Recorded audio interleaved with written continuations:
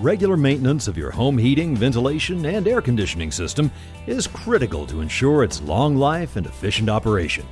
Check the product information on the filters for the manufacturer's suggested frequency of change. The less transparent your filter is, the more pollutants and debris will be captured. If you have pets, look for a filter which indicates it is specific for pet dandruff and hair. Following these steps will make changing your air filter easy. Buy a new filter. Check your owner's manual to identify the right number or size. It should also be printed on the side of your existing air filter. Turn off the unit or turn off the breaker. Remove the old filter. Insert new filter. Simply slide the new filter into place. Turn system or breaker back on.